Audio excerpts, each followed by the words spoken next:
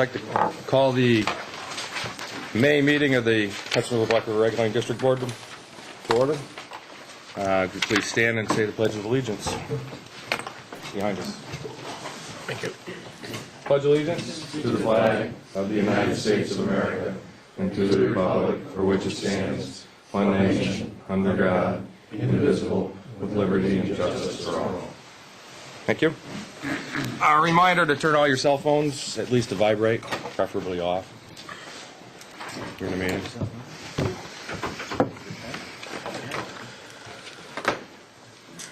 All right, can I have the roll call, Mr. Farrell? David Bergstresser. Here. Michael Astafan. Here. Albert Hayes. Here. Philip Klein. Here. Thomas Stover. Here. Mark Finkel. Here. Michael Clark. Here. Robert Leslie. Here. Robert Fulton. Here. Carol Wright. Here. Richard Ferrari. Here. Mr. Chairman. Thank you. Are there any revisions to the agenda today? No, I'd make a motion to adopt the existing agenda. You have a motion? Do I have a second? Second. Motion and second. All in favor? Aye. Opposed? All right. There are no guests? No guest speakers? Nope. So I guess we will move on now to, do we need an executive session? Anybody requesting an executive session? I don't have any reason. No. Okay. Public comments, period. Where are we going to have them speak? Oh, we have this Right here. over there. Mr. Gorka. Bob Gorka's first. Good morning. Thank you. I came here today with the intention to respond to some allegations that were made against myself, my grandchildren, and my good neighbor, Gary Fandel, at the last board meeting on April 12th, and it's out there in the webcast by this gentleman here. And seeing that there is much more important issues in front of the board at this point in time, I'd like to leave my response with the board and have you distribute it to each of the board members, and please take it under consideration. Thank you. Thank you for your time. Thank you for being brief. All right. Next, I have Mr. Poulin. Guy? Did I pronounce it properly? Yep. Poulin? I said French, okay? All right. I am French, but I use Poland. Poulin? Okay. I just hope that Rob got a little bit of sleep here last night, because I imagine he was pretty busy for a few days here. And the other thing I'd like to mention is that there's a rumor in the field office that you were going to try to appoint someone today as the field office supervisor for Saginaw field office. And I would hope with the three people who have shown interest that you would listen to Albert if you do appoint one, or in the future think about appointing one. Because there's no question that one of them should not be considered at all. Thank you. Thank you.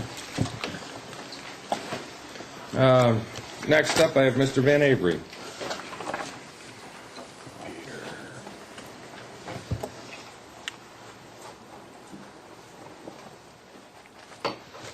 Good morning. I'm Pete Van Avery, representing the Bachelorville Bridge Action Committee. At last month's board meeting, Thomas Campanile made an impassioned plea for your assistance in dealing with trespassers on his access permit area. Like your 4,800 other permit holders, he pays you an annual fee that supposedly guarantees him exclusive use of his specific segment of the state-owned buffer zone around Great Sacandaga Lake. I thought it might be useful if I traced the history of the exclusive use practice. Almost as soon as the reservoir was flooded in 1930, the regulating district was besieged by requests for permits for access to this attractive new body of water. The board approved the first non-commercial access permits in December 1931. Over the next few years, the board created a formal process by which individuals could, for a fee, obtain an annual access permit. In addition, the district began to post a sign on each permit area displaying the name of the permit holder and stating specifically that he or she had exclusive use. This practice functioned smoothly for decades. With the exclusive use principle in effect, people began to build increasingly luxurious homes along the buffer zone. The prices of these homes went in one direction, up, and so did property taxes. The lake became an economic bonanza for surrounding communities. All went well until 2007, when the district was involved in a long and ultimately abortive attempt to update its rules for access permit holders. Environmental conservation law specifies that the district's rules are subject to the approval of the State Department of Environmental Conservation. In preliminary discussions with that agency, the district was informed that since the buffer zone was state land, it should be open to the public. Acting on this information and without seeking approval from the board, Executive Director Glenn Lefebvre overturned 70 years of practice by declaring that the exclusive use phrase would be omitted from signs and paperwork beginning in 2008. Whether this unilateral decision by Mr. Lefebvre was appropriate or legal is debatable. In May 2010, during the public comment period at that month's board meeting, an attorney for the Sacandaga Protection Committee made a compelling argument of why exclusive use should be restored to the district signs and documents. After discussion, the board voted 5-1 to restore the phrase. That was cause for celebration, but the joy was to be short-lived. Just 2 months later, a backlot property owner with a 10-foot wide permit area contested the board's decision. He met with DEC Conservation Officer Lieutenant John Ellithorpe, now retired, to find out how DEC viewed the access issue. Subsequently, Lieutenant Ellithorpe sent him an email stating in part, quote, "Pedestrian use of any access permit area is not restricted so long as the pedestrian traffic was legally gained," unquote.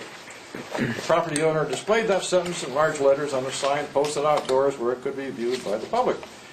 Lieutenant Ellithorpe's email also stated, quote, "Pedestrian traffic cannot trespass across private lands to gain access to the state-owned land," unquote. Unfortunately, the buffer zone is riddled with rights-of-way. In addition, many miles of it run right up against public highways. You can step right off the highway onto it. Nor is it a challenge to sneak across private property. Once you set foot on the buffer zone, how can someone prove that you reached it illegally? On the basis of Lieutenant Ellithorpe's ruling, Fulton County's district attorney advised the county sheriff not to respond to complaints like Mr. Campaneel's about trespassers on the buffer zone. This has left Mr. Campanile in a hard place between two warring state organizations, the district and the DEC, both of which report directly to the governor. Now, this is unfair. If exclusive use is a meaningless phrase, property owners who have paid a premium for lake property will suffer a tremendous financial loss. Property values could plummet by as much as 40%. As those values drop, so will tax revenues, which will have to be made up by property owners not on the lake. I hope this history of the district's exclusive use practice helps you to understand why the lake's 4,800 access permit holders are following Mr. Campanile's case so closely. If exclusive use no longer works for him, it no longer works for the rest of us. Thank you. Thank you.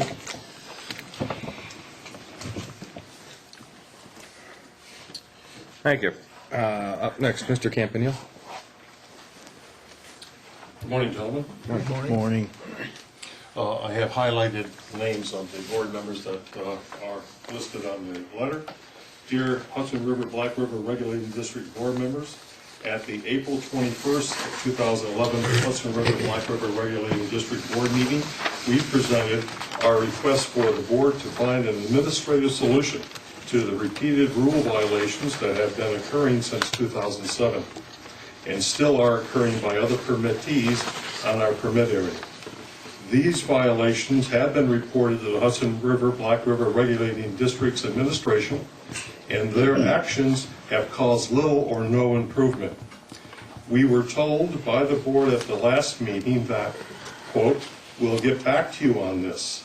We have not heard from the board as of this date on the administrative solution to the rule violations, and we would appreciate knowing if the board looked into the matter and if it has an administrative solution. If not, when will the board get back to us with a solution? We thank you for your time and anticipated help with this matter." Okay. We did discuss it. As far as a solution, no, we don't have a solution to it yet. And I don't know when we can get back to you. As you know, the wheels of state government move slowly sometimes. But- Please keep in mind, sir, that it's been since 2007, and I thank Mr. Peter Van Avery for his comments that support this, and we are taking a serious look at this for property values. I understand. Mr. Chairman,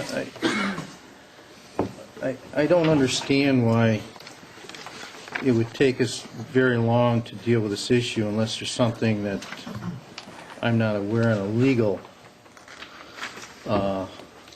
basis. We discussed this at the last meeting, and I know I was pretty harsh on saying there's rules and regulations there. Why don't we just follow them? If somebody's breaking the rules, we send them, a nice letter saying, please cease and desist. And they're more than willing to we're more than willing to share time with them, a meeting with them to discuss the issue if they have a different stance on it. But if they're breaking the rules and regulations, then we do have an option, and we pull their permit. And I feel very strongly if somebody's breaking the rules and regulations for the Great Sacandaga Lake, that we have something put in place where we send one letter, they don't cease and desist, we pull their permit. Now, depending on the offense, it could be for the summer, could be for the year. If someone else knows something more than I do, or if there's a reason we can't do this, I'd like to know.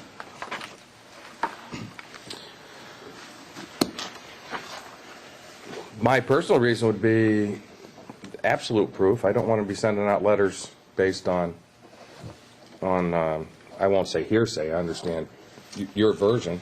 I have given the administration pictures. Have you? I haven't seen those. So And I did say if the people would have to be willing to sign an affidavit. Now, Mr. Campanile has said numerous times that he'd be willing to sign anything we need signed. He'd give testament. He's got photos. I mean, if an individual comes in and they have photos and they're willing to sign an affidavit, or if they have others who will back up their story, I don't know what the issue is here. Regulations are regulations. And if you don't come down hard on people that are breaking them, they're going to continue to do it. And I don't understand why it's so difficult to resolve this issue. I really don't. I'm not going to resolve the issue unless I actually saw the photos and discuss that. We're not in the law enforcement business. That's right. All right? Well, right and that's in what our- it seems like that's what you're asking us to do. Right in our regulations here, it states any violation or failure to comply with any rule, regulation, law, either local, state, or federal, or anything that we put in place, Right. we have a right to pull the permit. So we're not acting outside of our jurisdiction as an enforcer. No. It's our own regulation. If we're not going to enforce our own regulations, we might as well take this rules and regulations book and just throw it out. Well, you just stated it, that we would react to any form of legal considerations, which I've been presented with Mr. Campanile's version of it, but as far as I haven't seen any, like I said, I haven't seen any photos. I haven't seen any anything from law enforcement. No, it's not verify you it. personally. I mean, you go to staff. And I haven't heard anything from staff. We did discuss it. I discussed it with staff, with Mike. Permits have been pulled in the past, not for quite a while. How can I forward you pictures? Forward them to Mike Clark, and I'm in touch with him all the time. Mr. I Clark? do have them, actually. Okay. I will get together with Mr. Clark and take a look. But again, we're not law enforcement. I'm not trying to back out of it, but I personally, We're not asking for law enforcement. Right. We're asking for an administrative solution. And what Mr.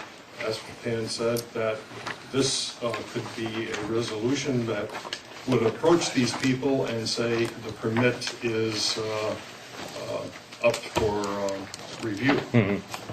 And and maybe that will solve the problem. Mr. Clark has sent letters, but they have not respected those letters. Okay. And according to Mr. Clark, as I mentioned at the last meeting, he was insulted by one of these individuals. Okay.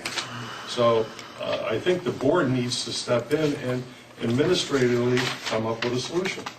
I will take what you've given me under advisement. I will discuss it with Mr. Clark in the next week or two, and hopefully I'll have something by the next meeting. Or Thank you very much. all right, just thank you. And I want to apologize that my wife and I have another meeting. We'll have to leave at this point. Thank you. I'm busy. Thanks so much. Thank you.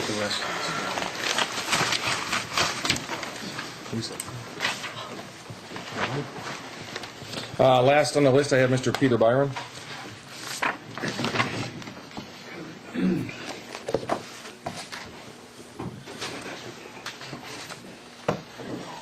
Good morning, I'm Peter Byron, I'm the president of the Great Sagging Lake Association. I appreciate the opportunity to address the board and to share our members' concerns.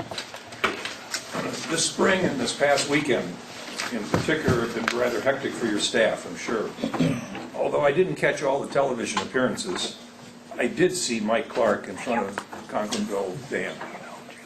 GSLA Lake Community Water Committee, chaired by our Vice President, Dave Smale, who is here, alerted us to the developing story, and we were able to alert our members through an email messaging system by sharing the accounts which the newspapers developed from your press release.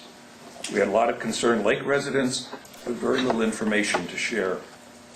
We compliment you on taking the cautionary step of alerting the downriver communities to the reverse 911 calls. We are glad that you were able to discover the fault was a sensor issue and not water movement within the dam itself. We're sure that this must have caused a little more than normal anxiety until it was resolved. Just as the high water level this spring should call us to wonder about potential improvements in our water management system, the example this weekend would also cause us to wonder how to improve our communication around the lake.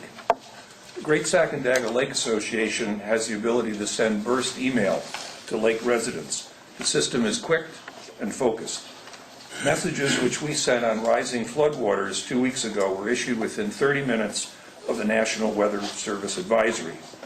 Our association has benefited greatly from what is really an extremely cost-effective system. We're not trying to market an email system, messaging program today. Our point today is that our messages to the lake community on regulating district activities are only as good as the information we receive. The better the source, the better the information. Currently, we surf your website for announcements which we believe are useful for the lake community. However, in the case of an event, such as the one we had last weekend, we did not find a web announcement until yesterday, May 9th. That announcement reported the cancellation of the emergency. We were happy to post it to our members, which we did. Let's talk about whether you believe that GSLA can help with communication and discover ways to make this happen. Communication and dialogue is one of our favorite topics when we address board members. On April 12th, members did a great service by communicating with the public during the meeting. The GSLA shared our enthusiasm for the open meeting, both in immediate communication with our members as well as in subsequent articles in lake publications, including the Edinburgh newsletter. We think your meeting was a success according to our standards.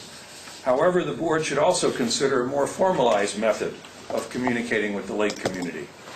Open dialogue at a board meeting is only the beginning because, as you know, sometimes issues are a little more involved than can be addressed in a few minutes. And I think the conversation you had a moment ago is a good example of that. Let's take the step of forming a lake-wide advisory council to meet with the board to discuss lake issues. The board used this model when developing the lake permit regulations. The input was useful, and the lake community reaction to the process was positive. This step is overdue. Hopefully, you will see the logic and make the call. Thank you. Thank you. I want to thank you. I'd like to reiterate the kudos to the senior staff for their reaction to a potentially dangerous situation. I think they did a good job. Is there anyone else here who has not signed up would like to speak? Certainly. As long as you come up. I do realize that no legislation has been passed to help pay your taxes, but I was very, very alarmed with my alma mater, Northville Central School, blasting you guys because you didn't pay your taxes. They're blaming 20.7% increase, 15% of that being unpaid taxes. Yet Broad Alban Perth managed to get by with 5%. Mayfield managed to get back by on 3%, and they lost just as much, if not more, than Northville. So I hope we can continue the fight to try to find out how we can pay these taxes, because it does put us in a dire strait, but I just do not agree with Northville stating 15% is attributed to the Hudson River Regulating District. Thank you. Thank you.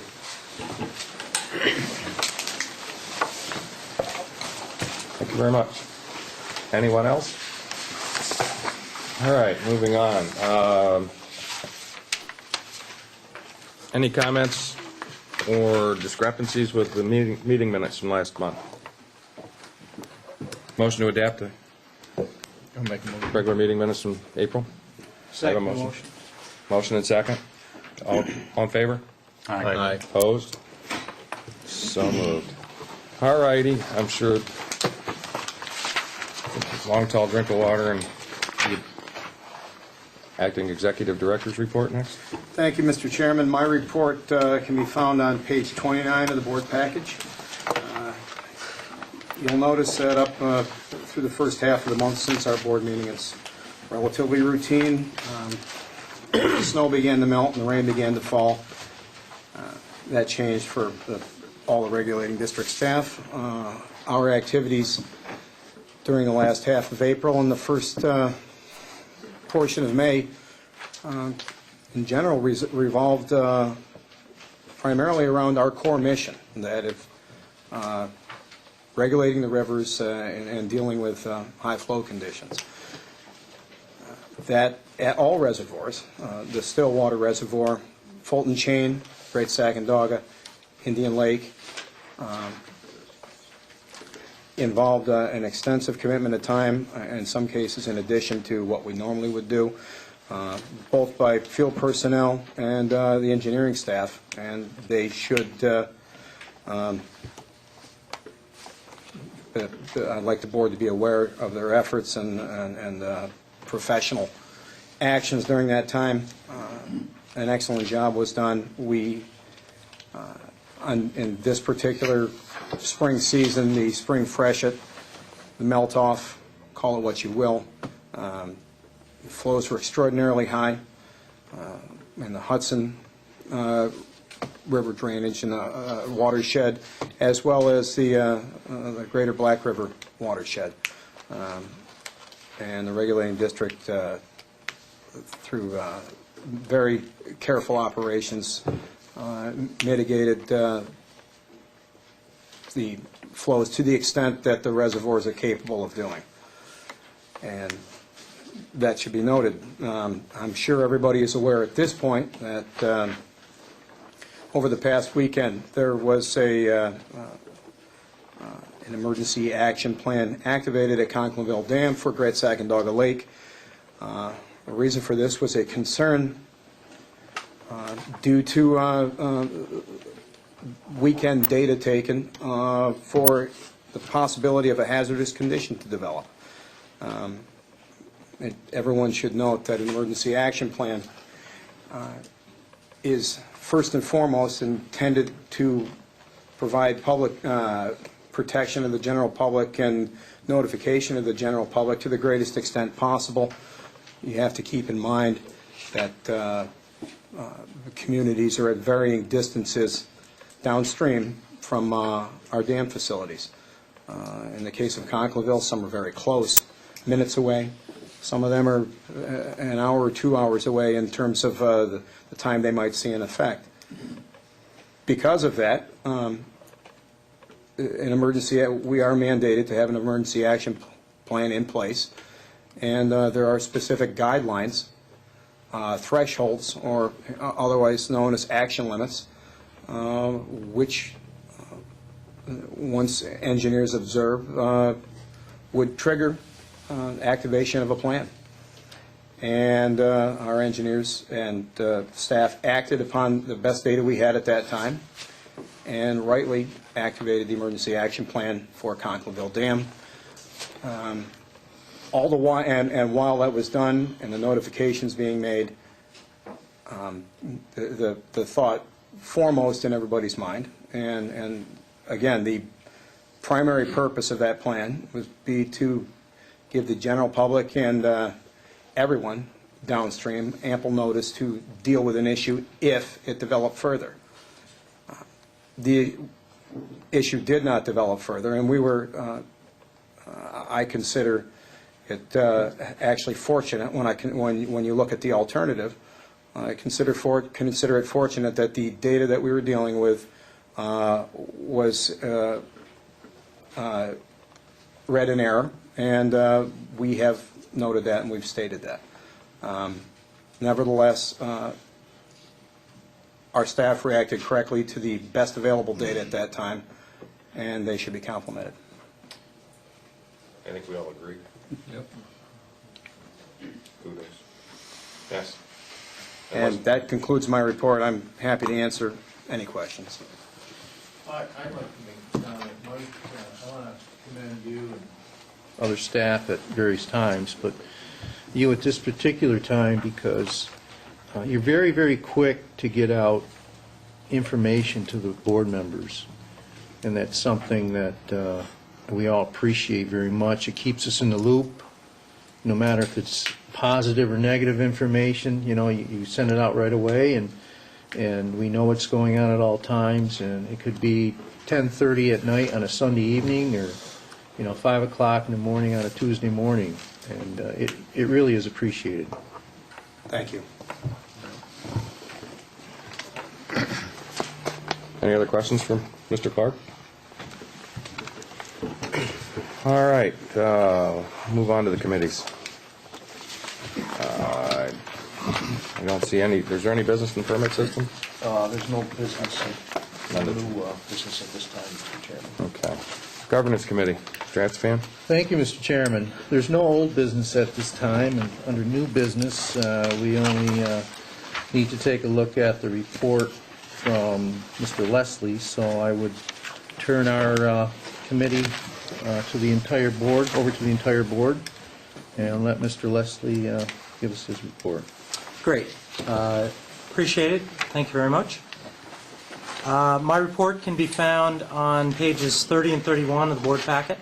I will, in the interest of time, offer just a couple highlights.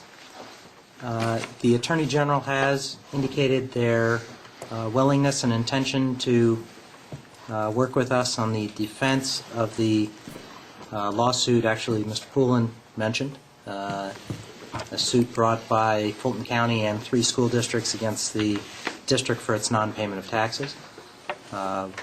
We will be opposing that suit only to the extent that interest and penalties might accrue. We have, of course, made public numerous times that we will pay those taxes as soon as we have the money available.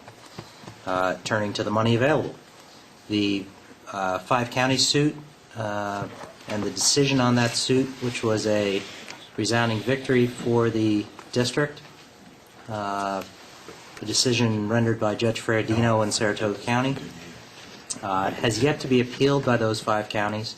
However, our Assistant Attorney General handling that case continues to be in contact with counsel for those 5 counties and continues to believe that an appeal will be forthcoming shortly. I think they have until May 18th or 20th to bring that appeal. And we continue to express our willingness to negotiate a final settlement of this matter short of waiting for the appellate division to render a decision which we believe will be in our favor. 2 reporting deadlines are coming up. One is the Honorary Report, which is a requirement made by the Commission on Public Integrity that any staff member report outside activities resulting in a payment of a fee. As expected, we don't have any staff members who have been paid a significant sum of money to come speak at the University of Colorado about regulating district business. So we anticipate filing basically a no report with COPI shortly. The second deadline coming up is the May 15th financial disclosure form affidavit, which each of you as board members are required to file, notwithstanding you're not compensated, and several of the senior staff are required to file either for being threshold over, which means we make slightly above the threshold for filing, or because in our roles we are those who advise those who make policy. And we believe we directly offer you advice and therefore are policymakers for COPI's financial disclosure form affidavit process.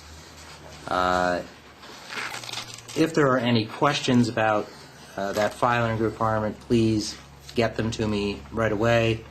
It's not all that difficult to do, and I can help you do it online. It's probably the easiest way to do it. Finally, I'd like to throw out some kudos to Ann Fisher, our legal assistant, who has moved on to the new position offered to her by the Attorney General's Contract Approval Unit. Ann was dedicated, organized, friendly, engaging. She'll certainly be missed. She had handled all of our FOIL documentation, FOIL responses, and made my life as the FOIL appeals officer pretty easy because she did a really good job at it. So, among many other kudos I could throw her, I'll leave it at that. And I'm available to answer any questions on my report should you have any. Any questions? I would like to comment, just for the record, we are not going to replace Ann at this time, and so that I appreciate you guys taking on her workload because of our financial situation.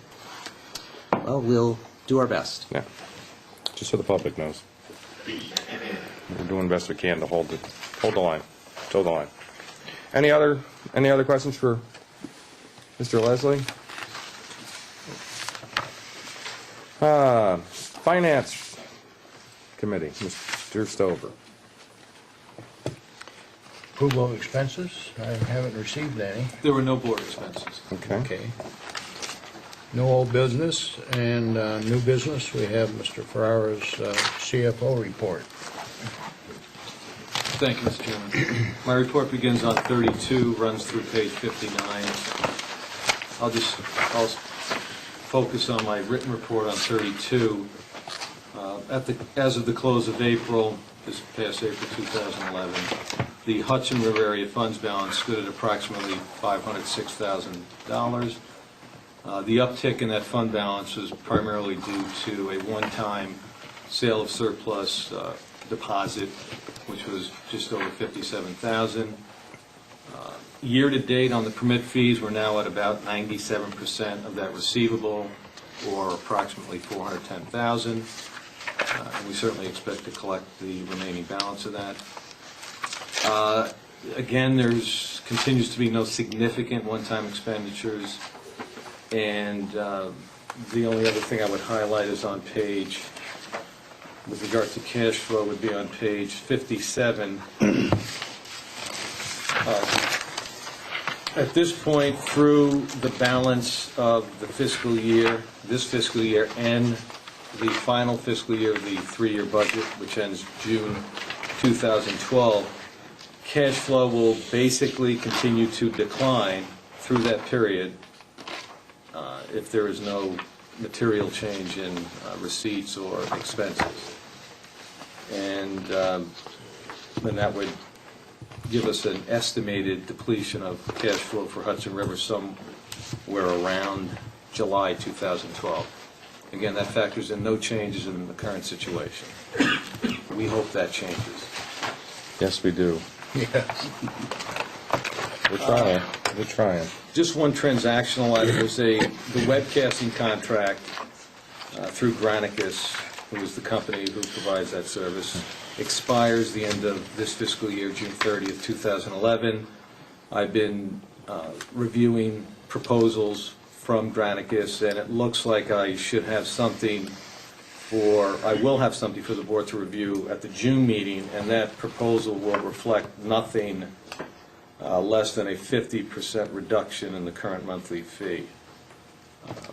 There's some factors involved into how we beat that cost down, and I'll get into that detail in June, but that's what it looks like at this point. And the only other thing, and I'll wait to the audit committee, I plan to discuss the upcoming audit during the audit committee meeting at the end of the meeting. Okay. Thank you. Any questions for Mr. Ferraro? No. All right. Operations Committee, Mr. Hayes? Well, under old business, we have no old business, but under new business, we have, like to see the board approval for the Gomez and Sullivan proposal, the amendment contract number C092007. And I'll turn that over to Mr. Fulton. Thank you, Mr. Hayes. Memorandum accompanying the resolution on page 60. In May 2008, the board accepted Gomez and Sullivan Engineers' initial proposal for the completion of a dam failure analysis for the Conklinville Dam to satisfy requirements of the Federal Energy Regulatory Commission. And that original contract price was $171,000.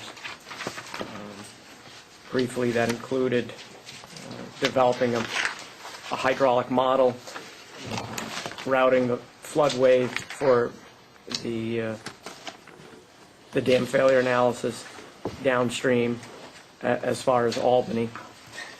The basis for the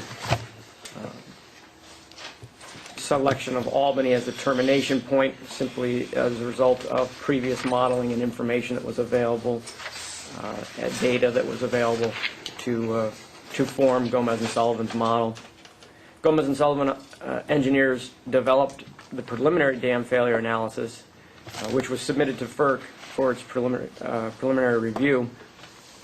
And on March 9th of this year, we held a conference call with Gomez and Sullivan and FERC to review and discuss the preliminary findings of that analysis. As a result of the discussion, FERC has requested that the regulating district complete additional computer modeling prior to submitting a final report to FERC. The main reason for that is that the flood wave that's being modeled as a result of the simulation of a dam failure at Conklinville is of a size that the model needs to be extended further downstream to accurately determine whether additional shore or river bank will be impacted by that failure and that flood wave. In response to the district's need to complete additional computer modeling, Gomez and Sullivan engineers developed a supplemental scope of work and a fee proposal to address the FERC comments. And attached to my memo is Gomez and Sullivan's proposal for this additional work. And they propose to complete that additional work for an additional cost of $103,090. So it's the regulating district staff recommendation that the board accept Gomez and Sullivan engineers' proposal and seek authorization, we seek authorization to amend the scope of work and increase the contract price by $103,090 for a total contract price of $273,090. And we also are seeking board authorization for the acting executive director to execute an amendment to the agreement in that amount. And if there are any questions, I'm glad to take them. So this is basically a model of a dam breach? It is. The previous dam breach was completed years ago, and it was also the assumptions that were used only focused on a failure of the spillway. It did not focus at all on the failure of the earth, the potential failure of the earthen embankment, a very significant different outflow in those two assumptions. And again, with FERC's recommendations for this work, the analysis had to focus on the earthen embankment and that larger flood wave. As it arrives in Albany, it's prompted the need for expansion and extension of the model itself. Beyond Albany? Beyond Albany. Okay. Down right now, Gomez and Sullivan is proposing to take it down through Ulster County. Oh, all right. And then they suppose it'll stop there? That's the expectation and certainly their hope. Rather than, at this point, proposing to model even further, they're hopeful that it will attenuate enough that FERC will accept the results at that point. It'll dissipate there? Right. Okay. Thanks. Rob? Yes. Just for the record, the 273,090 should be 274,090, which is... I'm sorry. Okay. Yep. Again, once, the board's only approving the addition, the contract would have been Thank you. adjusted accordingly. Mr. Chair, I would make a motion without objection. All right, I have a motion. Second. Second. Couple seconds. Who was the first? Mr. Klein, Mr. second. Stover was second. Okay. I have a approval and a second. All in favor? Aye. All opposed? Okay, so carried. Mr. Hayes? Thank you, Mr. Chairman. This time we will have the Chief Engineer's report. Mr. Fontaine again. Thank you.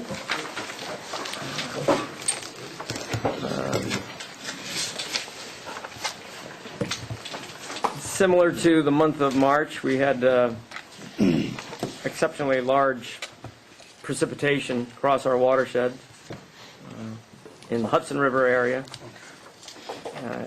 At Indian Lake in particular, we had 243% in April as of the writing of my report.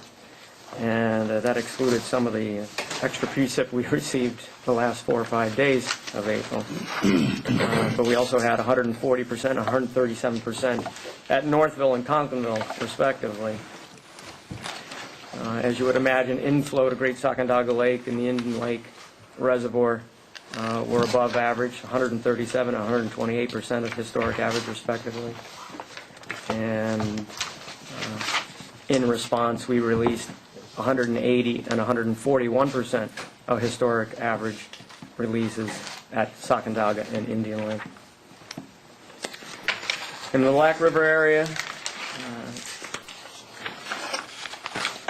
I indicated precipitation again for April was above average, 155% at Stillwater, and 153 and 141 at Old Forge and Sixth Lake, with resulting inflow of approximately 169% of historic average at Stillwater Reservoir.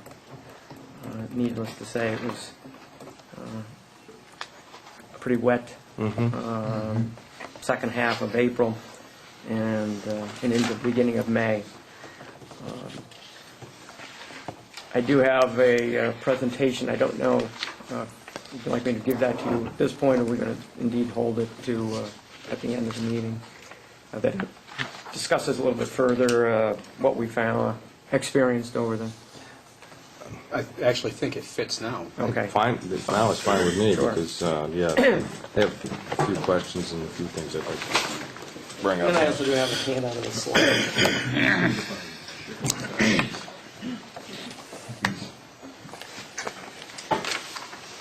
Thanks, Robert. Sure. Nice job. Yeah, you might as well pass it to you.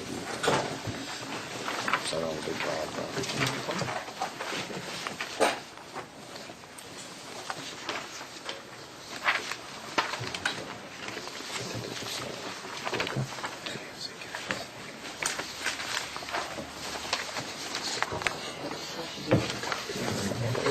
Yeah, just pass one to Tom. I think it was just his commentary. Sure.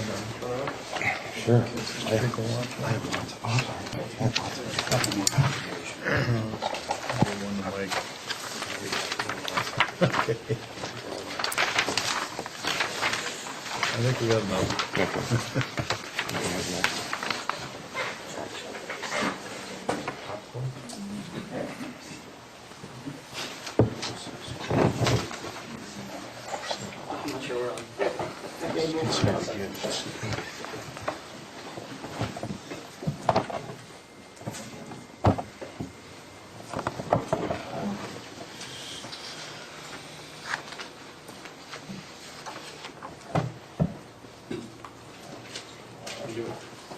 Manually.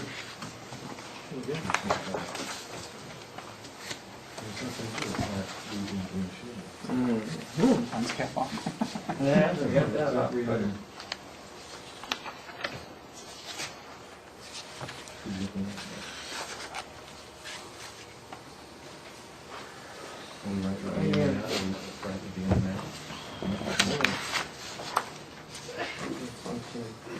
get it up on the other screen. Yeah, okay. Do it again. It should come back up on the screen. Make sure on both locations. Right there. Can you do that? Not that there's anything to see here. Yeah, see if it, there you go. Make sure it's still there.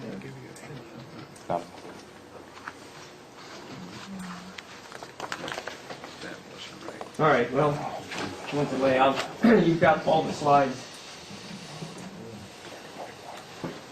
Let's try it.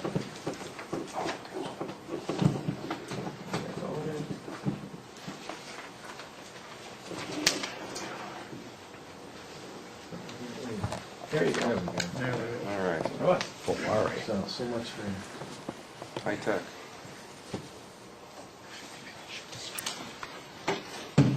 All right, so I just put together a brief overview of what we experienced in the month of April, toward the end of April, with regard to the reservoir, their response to the inflow, and our releases. Next slide. Just an overview of the watershed, the Hudson area watershed, the Black River watershed, located in New York.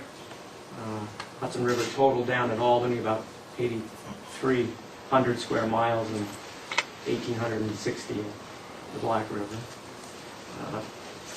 Separately, in the Hudson River area, Great Sacandaga Lake and its watershed, it's about 1,000 square miles, including most of this area here, with Indian Lake, 130 square miles. And in the Black River area, our Fulton Chain Lake only account for about 52 square miles of drainage area, and Stillwater Reservoir at 170 square miles. We'll start with Sacandaga.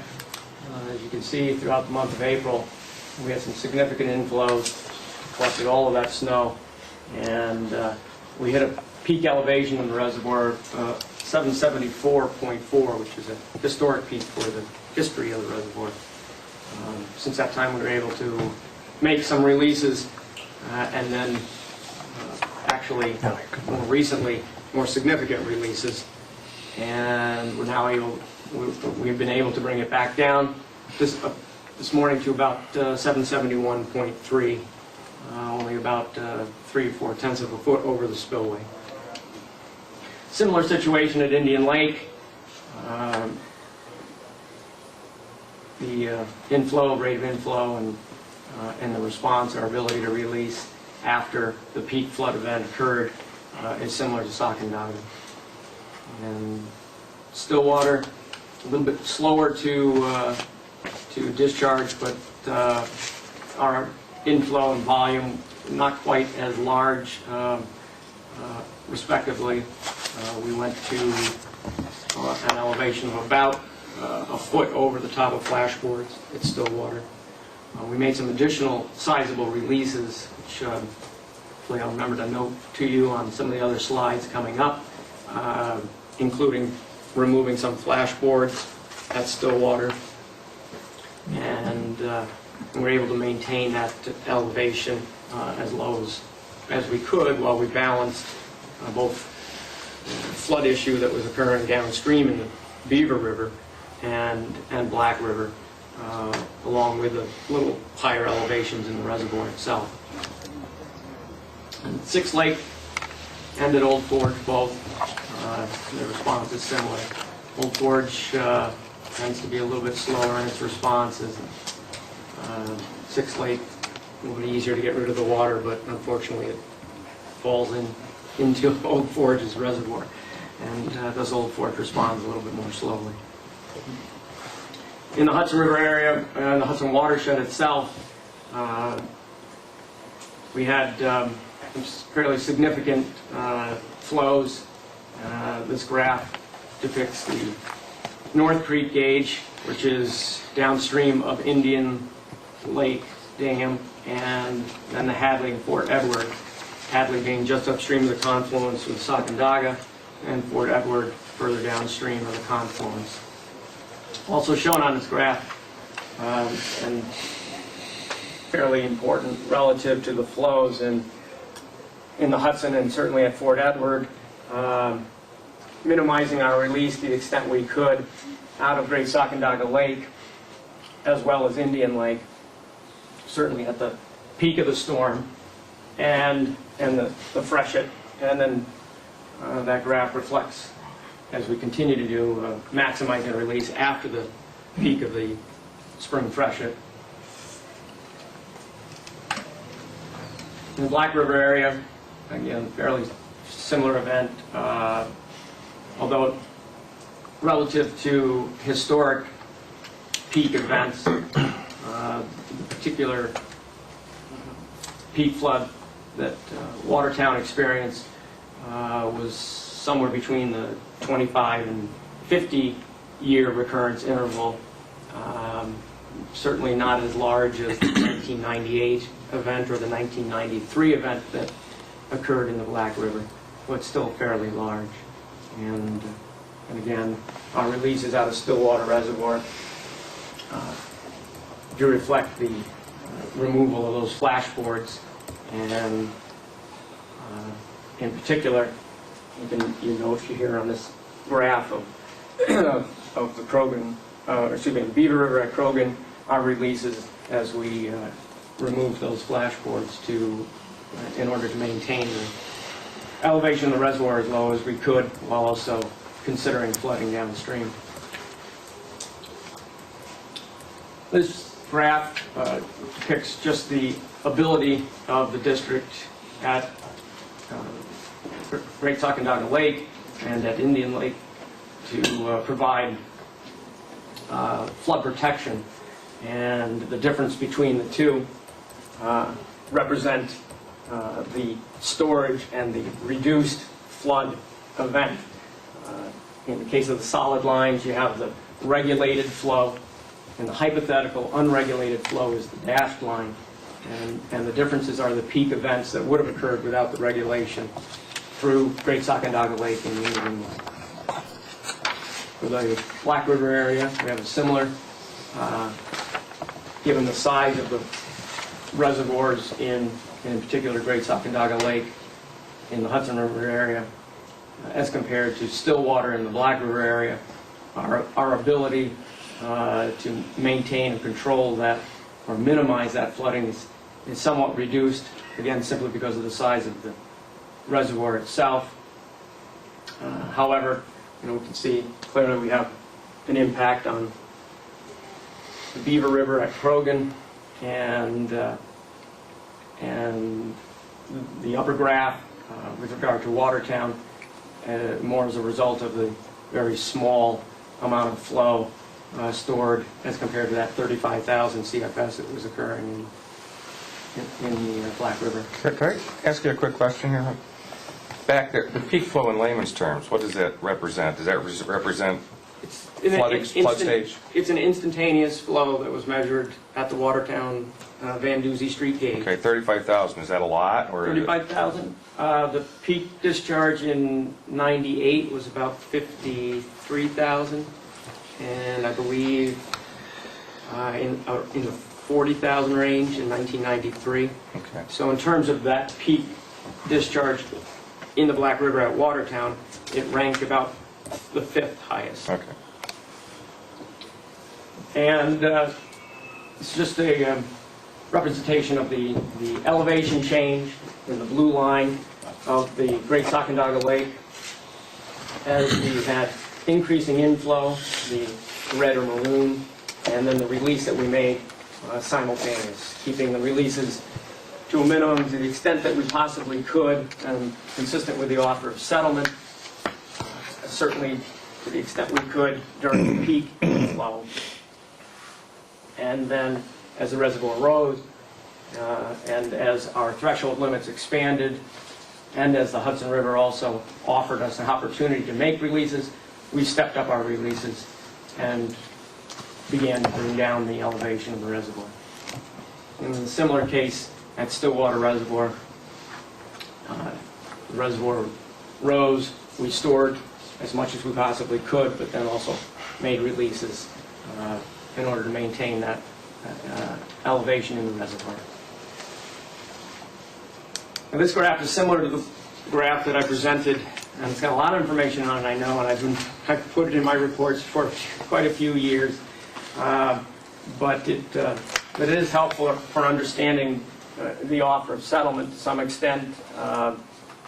If you can, in one image, the blue line, which is also then becomes purple underneath the shaded section, is the maximum allowable flow below the confluence of the Sacandaga and the Hudson. And that maximum allowable is really what controls us in terms of releases from Great Sacandaga Lake. And you can see early on in April, that maximum allowable is about 8,000 cubic feet per second. And so while the Hudson River flows at Hadley, which is upstream of the confluence, at a rate above that 8,000 cubic feet per second, we're unable to make any releases. And once the maximum allowable rises above, or there's additional capacity within the offer of settlement for us to make releases, we do that, just that. And beginning in the last week in April, we had a few days where we were able to make some release, and then the reservoir rose substantially, and as it rose, the flow threshold also rose, as you can see here, and we began making additional releases, and have been doing so since about the beginning of May. And as I said, brought the reservoir back down now to about a half a foot, 4/10 of a foot over the spillway. And we expect to continue to be able to do that. Thank goodness we've had some dry weather, and through the rest of this week and into the weekend we'll be able to continue those releases and bring the reservoir below the spillway, and then back hopefully down to target as soon as possible. Where is the target level? What is the target? At the end of May, it's 768, and I feel comfortable when we get down to 768. Yes. I've had phone calls from both the Hudson and Black sides. They asked me a question: why can't we draw down on our reservoirs sooner during the winter than later? That way, if there's a flood, which no one can predict, we could store more water in the reservoirs. And I said, I don't have that answer, but I certainly would ask our engineer. In the Hudson River area, we are constrained by the offer of settlement. I figured as much. Man. It's contingent upon the amount that we release is contingent upon the flow in the Hudson, and depending upon the elevation of the reservoir, we may actually need to reduce our release to stay on target or increase our release. And that holds true through all of the year except for the portion where of the year where we are refilling. And in that particular case, we have no control of the inflow, and we're subject to the limitations in the Hudson. So we can't release to compensate, to try to keep it down in advance of a storm, with the exception of certain events similar to what we experienced once we reach the spillway crest. And once we reach the spillway crest, then we can exercise some judgment. And if we have a forecast of the reservoir rising up above 773, then we can make some additional releases. But in the constraints of the offer of settlement, we're unable to deviate from those flow limitations or that target curve. At Stillwater, it really depends upon what's forecasted and what we expect for inflow. There are some one can always, I suppose, release more water, but there's always a balance between what we're releasing and what we expect to receive, the need to be able to release enough water throughout the year, run the risk of releasing far too much water and not refilling quickly enough. And You're basing it on historical data. we base it on historic data. No one can predict Mother Nature. No, and Okay. you know, this year things were actually running along fairly smoothly. We got some rain, and there was actually a bit more snow out there.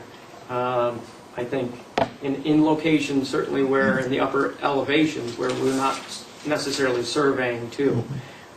We continued our snow surveys all the way through almost the end of April this year, which is fairly unusual. And we do that in order to get a sense for how much snow is remaining. But those are a limited number of areas. And so certainly upper elevations, it appears, had quite a bit of snowpack. And that let loose with the rains that fell at the end of April and the beginning of May. Yeah, it is a bit of a balancing act. Thank you. Sure. Any other questions? How much does the offer of settlement restrict us? Well, certainly compared to historic operation, at a point when we get to 766, 767, based in comparison to historic operation, it is fairly restrictive. Historically, when we approach 766 or even 767, the amount of water that was released basically was established based on what the engineer felt was appropriate in order not to exceed a certain elevation by a certain time, and far less based on flow limits established based on the Hudson River flow. And it actually was more of a stepped or a gradual threshold that was used. If you look back at the records, you can clearly see that generally when they hit 768, the chief engineer was willing to allow certain release that maybe pushed the Hudson River up to a 10 to 12,000 CFS flow below the confluence. And if it rose to 69, they were comfortable making releases on top of whatever natural flow occurred, such that the flow in the Hudson might exceed 14,000 or 16,000. As compared to our current operation, at 68, 69, up to almost up just to 770 in elevation, those flow limitations are not to exceed 8,000 CFS. So there's clearly a large volume of water that historically was able to be released that now can't be released, has to be stored. If we're following the offer of settlement properly, has to be stored. And we're not able to discharge that until after the reservoir exceeds the 773 elevation, or we believe it will begin to exceed that 773 elevation from a particular storm or event. And you know that, in a nutshell, that's referred to as the aggressive use of storage. And those who crafted the offer of settlement clearly expected, and I think, with the intent of bringing it up in that way. The drawback is that you now have to make a release at 771 or 772 in order to keep the reservoir down, lower in elevation, at times when you may not necessarily want to. Right. Because of some higher flows. You may be able to under the offer of settlement, but it may not be, certainly compared to historic operation, the most prudent time to make those releases. But that's the system that we operate under now. So, Rob, one follow-up question. Who benefits from that aggressive use of storage? well,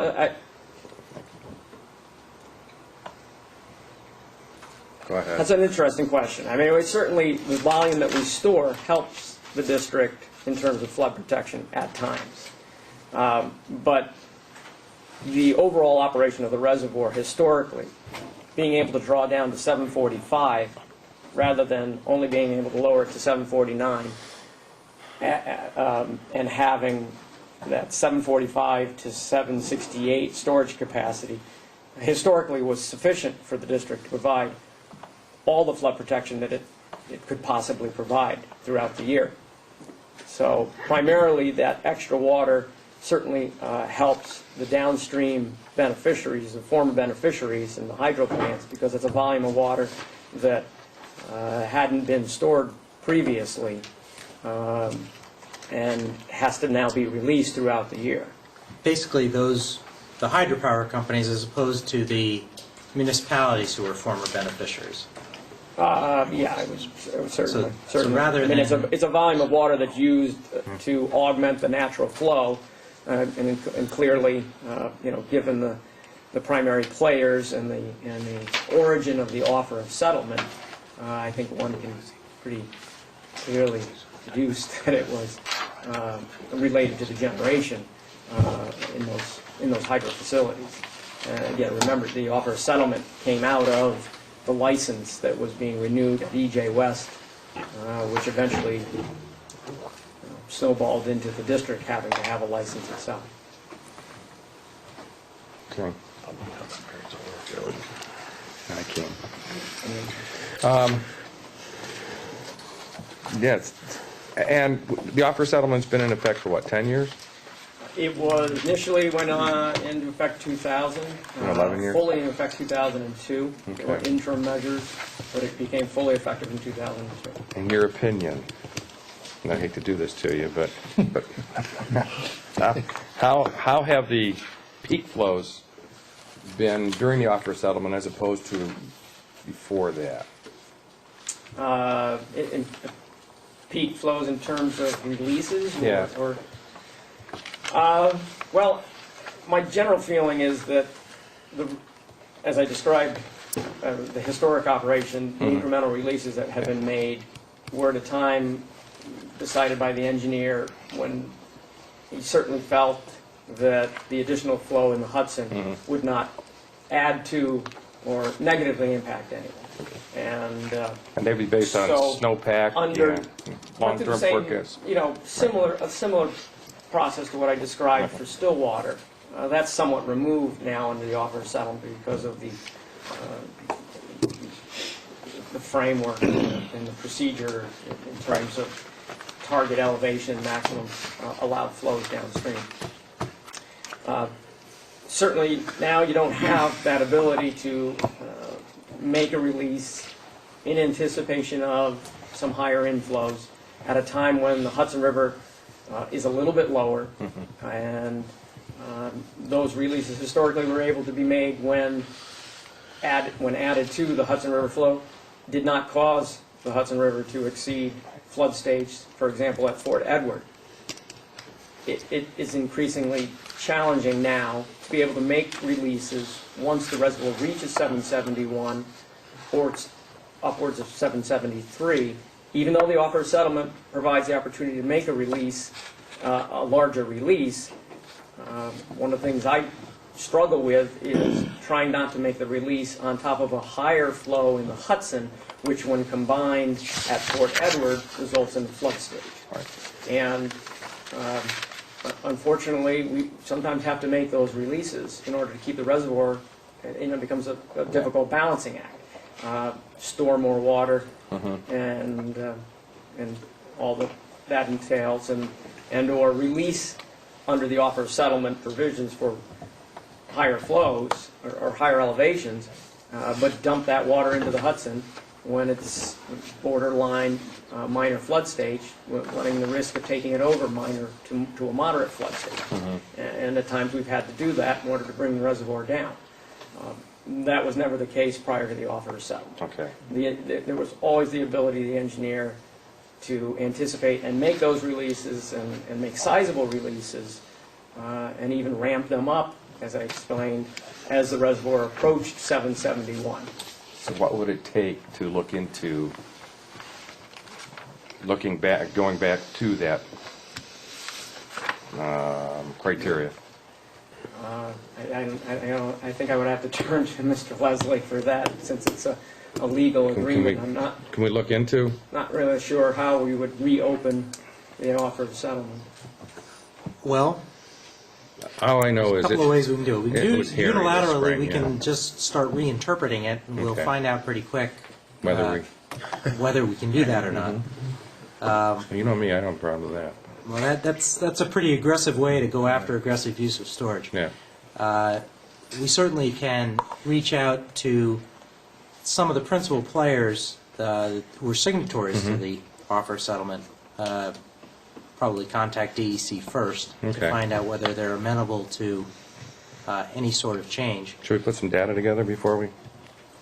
I think we got it. Well, I think that now we've had presentable, 2 yeah. or 3 events Okay. since 2002, and maybe collected enough information to make at least examine it, see whether or not the gut feeling is accurate, Right.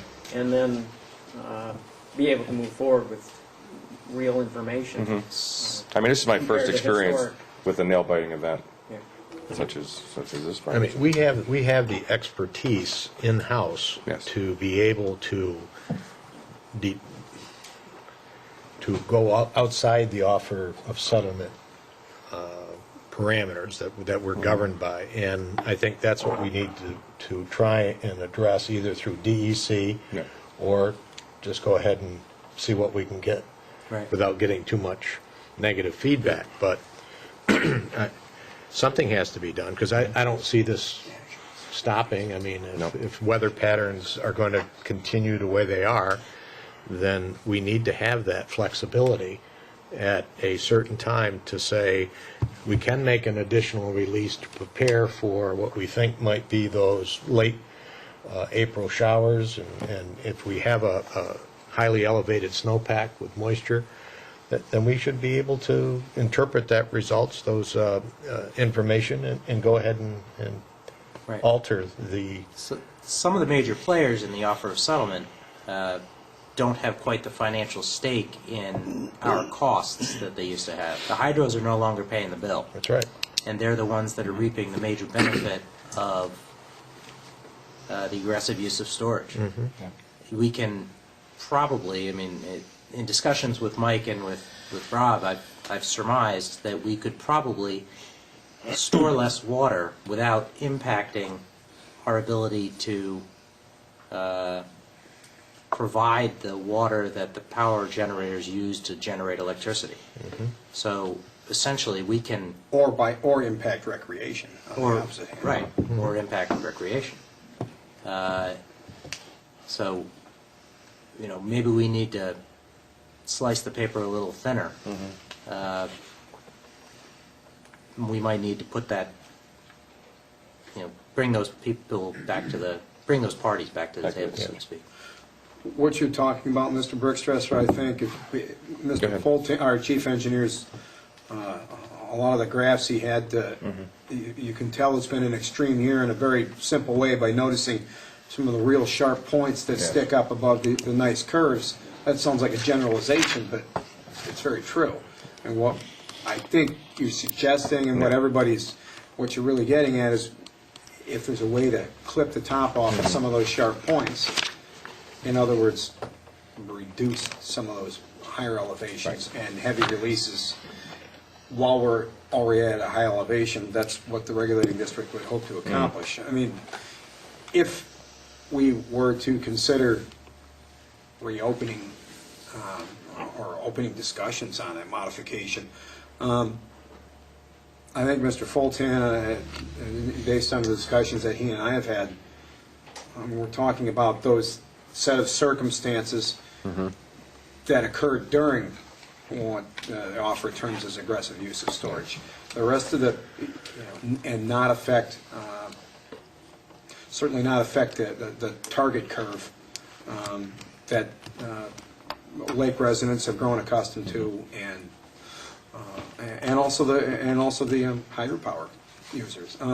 So if it's all right with if the board concurs, we can certainly reach out to signatories and I think it's time. discussions. Yep. I think it's time as a board. No problem. Authorizing, yeah, I'd like to authorize you guys to Worth a shot. Yeah. Open it up, see what we can do to alleviate this year after year. Thank you. No, that was enough for me. Thank you. Where were we? Thank you, Rob. Ah, This is Chief Hudson River. Mr. Hayes. Next, we have the Hudson River Area Administrator's Report. Mr. Clark. Mr. Hayes, thank you. The administrator's report for the Hudson, it begins on page 106. The month of April involved, for the staff at the Sagging Field Office in Conklinville Dam, involved all the preparations for an initial review and initial contacts that we make this time of year with many of the seasonal residents that are coming back into the area and want to begin work early. I think some of them were disappointed given the fact that it rained a good part of April and there was snow the first half. Nevertheless,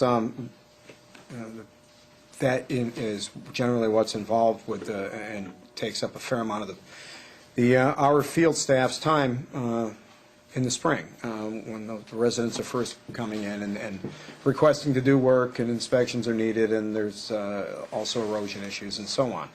To complicate that this year, and for the last year, our staff has been down somewhat, and we certainly within the last 2.5 weeks, the staff at the Sagging Field Office and also the Conklinville Dam plant operator had to deal with multiple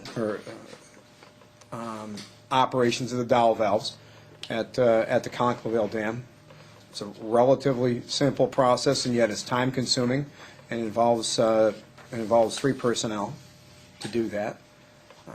So there has, and it's also 25 miles away from the Sagging Field Office. So there's lead time involved. I mention this because it happened quite often here in the last 2 to 3 weeks, and it occupied a fair amount of time for staff. It's an operational issue. It goes to the core of our mission, and it chewed up a large number of man hours for personnel in the 2 offices. And also, I might add, it also chewed up time for the folks in Albany office also. And that has been primarily the month of April. The renewal of access permits, as Mr. Farrar noted earlier, is effectively complete. There's 97% of the expected receipts are in. The rest of those will continue to trickle in over the next couple of months. Also, I just want to mention one more thing. Let us not forget that within the Hudson River area is Indian Lake Dam, and our gate operator was actually unable to leave during this event for, I don't recall how many days, it was 3 or 4, where he could not get out because the lower lake had... Well, he couldn't physically. Yeah, you couldn't leave. with a dry suit possibly, but it was, there was a lot of water in Lake Abenaki, and he had to deal with that also. And that concludes my report. I'll be happy to take any questions. Well, I have a question. Yes. With all the debris that's going to be floating around, I assume, in the lake there, and with staff being so thin, do we have any game plan as to how we're going to deal with that issue of debris? And That's a great question. We get these calls every year, particularly on years when the elevations are high. Anybody that has lived around the reservoir knows that some of it debris has wound up on the log boom at Conklinville, but it's 29 miles from Mayfield, Broad Albin to the Conklinville Dam in a straight line. If you could do that, it doesn't all make it to the log boom. A lot of debris winds up on shores elsewhere, and that you can include in that dock sections the occasional rowboat or picnic table. Some people have begun to put names on them, on their, and it's good, actually, and they'll get calls. Other people don't bother, or don't have a name or an address or something on their own personal property. And it's difficult to say whether it's all recovered because we don't, the field office doesn't always get calls. We will several times a week this time of year, asking what they should do. And everybody takes a different approach. I'm sure. Do we, because it's a unique situation, and I defer to your expertise, do we need to look at possibly notifying all the lake owners that, it's been an extraordinary year, as they know, and, we're doing, they know that we're understaffed and that we'll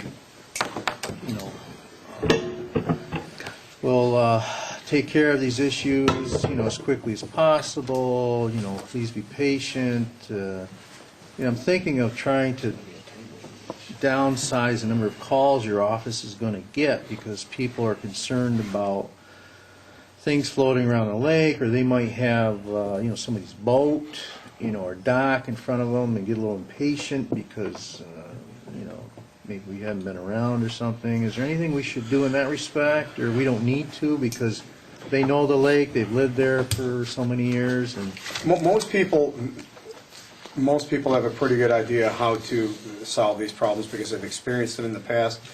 Boats drift around all the time. It's certainly the rowboats or the small aluminum boats. If they've got registration on them, and we always tell people to just give generally the sheriff's department a call, and if there's a registration number on them, they can give them a name and an address. Okay. Docks, picnic tables become more problematic if there's not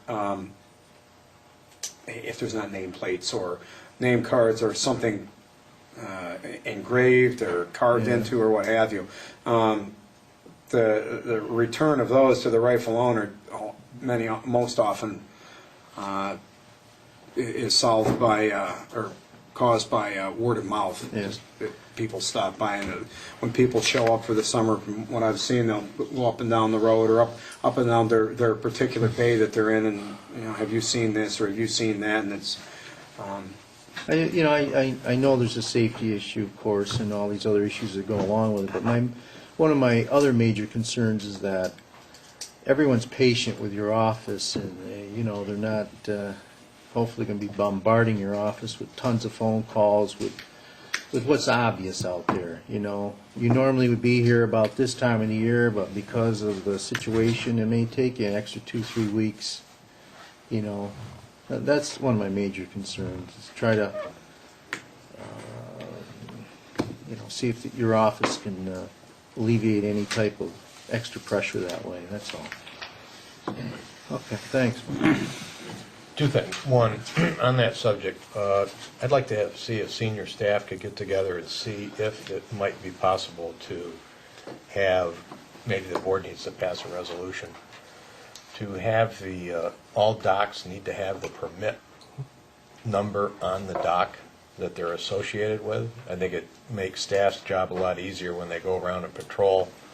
But if they could identify, that way if something becomes loose and drifts down the lake, or up the lake, depending on where your viewpoint is, then you could readily identify the dock with the permit number that should be on the dock, or even if you want to do it with the boats too, you could more That would be readily. that would be a tremendous help. Great idea. Yeah, That is a good idea. so maybe we could do that. And then the other thing is, could you talk to us a little bit, Mike, about the National Grid project on North Shore Road?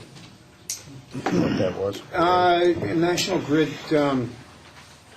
had an extension of service. As I recall, they had two dead-end lines that came from either direction. There was a subdivision. They're all essentially along the, or adjacent to the right-of-way of North Shore Road. And there were two, if I remember correctly, two dead-end transmission lines.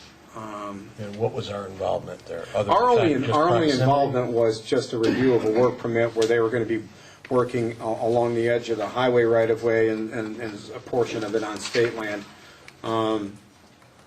They had our review was only to the extent of reviewing trees that needed to be trimmed or a few cut. The majority of the trees that were cut were on private land. Okay, so they weren't looking to locate additional equipment on state property, our land, or if you want to call it that? Well, part of the permit was part of the work permit that was issued to National Grid was it gave them permission to cross state land to get to the private section, to go from, and mind you, most of those were, there were some unallocated sections, or it was primarily on the, not on the lake side of the highway, but on the other side of the highway. It involved replacement of existing lines and connecting two lines together that stopped, coming from either direction, several new poles, quite a few new poles,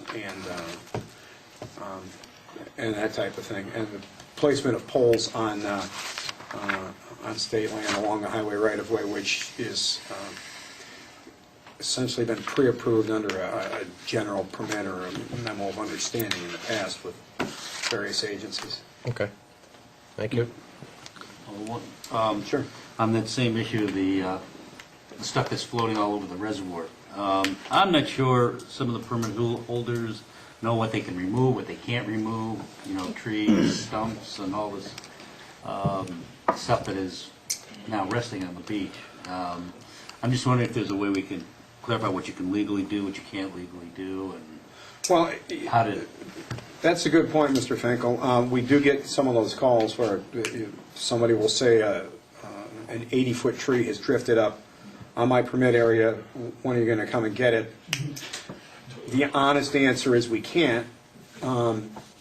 So that generally they're left to deal with it themselves or their neighbors.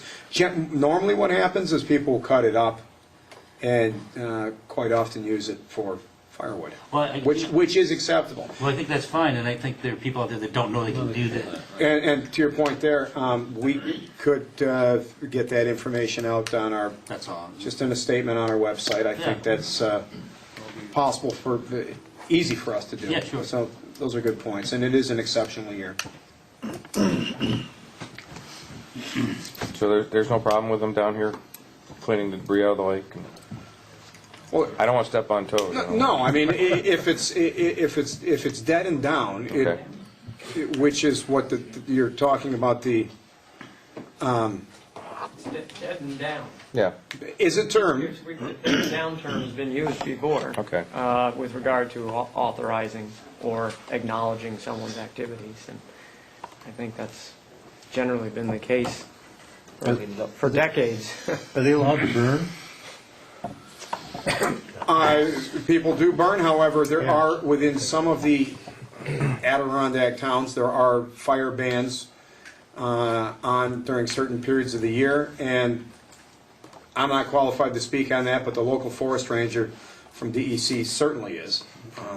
So, and if I remember correctly, I think most of the town clerks in the area would also have that information, so they might also be able to gain that, whether or not there's a fire. They actually use DEC uses the phrase fire towns, I think, for, it's essentially all the Adirondack I guess I counties. should have been more specific. Or do our regulations allow them to burn? We don't address it. No. Okay. We don't prohibit it. All right. The regulations are specific about not camping and permanent structures and. So it's not an issue we need to deal with. No. New York State actually has a restriction on burning in the spring, statewide. Good. Well, that's good. No, again, that's not our jurisdiction. Any other questions for Mr. Clark? Again, he was an admirable job with the emergency plan. Black River, oh, I'm sorry. Yeah, gotta go to the Black River Area Administrative Report. Mrs. Wright? Thank you. You'll find my report on pages 111 and 112. And again, for sake of time, you can refer to my report. I think at this time, though, obviously, as a result of the chief engineer's report, I think it becomes quite obvious that our last month has been mission-driven, that we have been very busy in doing all we can. And I just, at this time, would like to give kudos to my staff, both in the field and in the office, for the communications that they're doing with the engineering office, with the preparations that they are doing, and the follow-throughs and the follow-ups. And I think that it just, we prepare for these times, and it is comforting to know that during these times we were able to go through this rather seamlessly. So kudos to the staff. Absolutely. Thank you. Did you get the gate stem replaced? We Have a did. chance? We did. Even through all that? Yes. Before we needed to open up the gate, it was ready. So on to gate 3. Any questions for? All right. Thanks. Okay. Thank you. Okay. Audit Committee. Mr. Finkel? Mr. Chairman, we have no old business. In under new business, I'd like to turn the meeting over to Mr. Farrar to discuss the audit. Thank you, Mr. Chairman. On page 113, which is virtually the last page of the packet, this is basically a discussion concerning the upcoming engagement of an independent auditor to perform the district's annual audit. I took the liberty of restating Public Authorities Law Section 2824, and I'll paraphrase in part. The Audit Committee recommends the Board the hiring of the certified independent accounting firm. They establish the compensation to be paid and also provide the direct oversight of the performance of the audit that's performed by the accounting firm hired for such purposes. Now, to that end, a previous board back in 2008 engaged the current auditor that we've been using to date, the Bonadillo Group, and they did that through an Office of General Services mini audit services bid. That bid's been the basis for all of the audits up to the current audit that was completed back in June 30th, 2010. So they've performed the 2008, 9, and 10. Randy Shepard has been the principal for the Bonadillo Group, who has led that audit for all of the audits through 2010. And in light of Randy and his team's excellent service, I recommend the board continue, or to authorize the continued engagement of Randy and his team for this upcoming fiscal year audit, which would be for the year June 30th, 2011.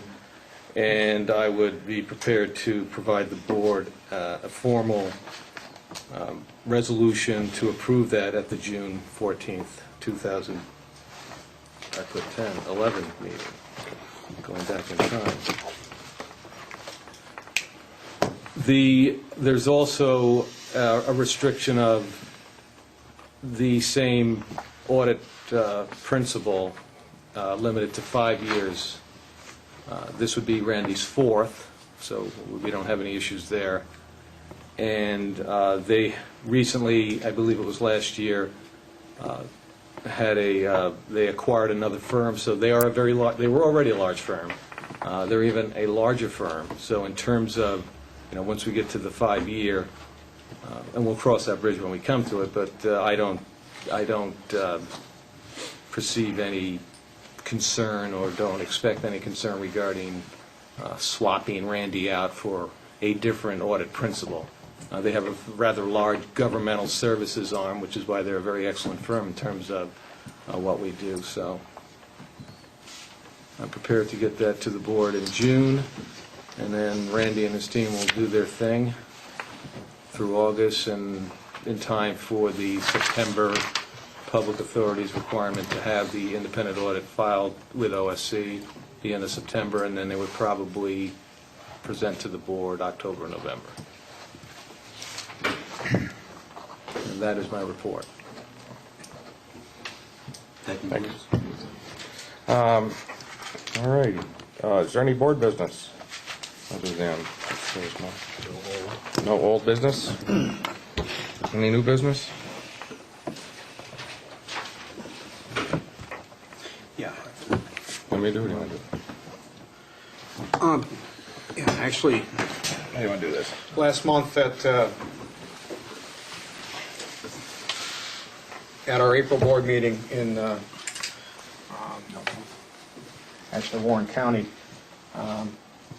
there was the board passed a resolution acknowledging the service of Paul Cornell to the board, and we during the interim month we have a couple of framed copies that I'd like to present to Paul's mother, and acknowledging Paul's service on the board of the regulating district. Did he start in 04? 11/11/04. No. There's 2 copies here. He came in after me. Thank you.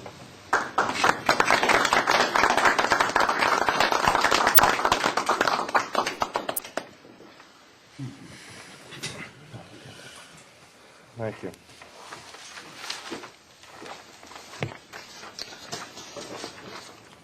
It was a pleasure serving with him.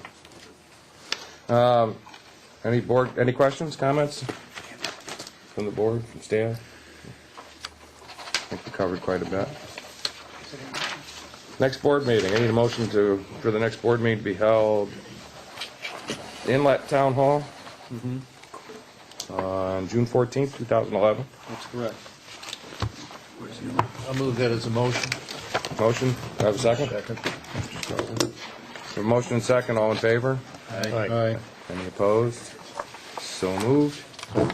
There was no need for executive session, so Motion to adjourn. have a motion to adjourn, any second? All in favor? Aye. Opposed? Thank you very much, everyone, for coming.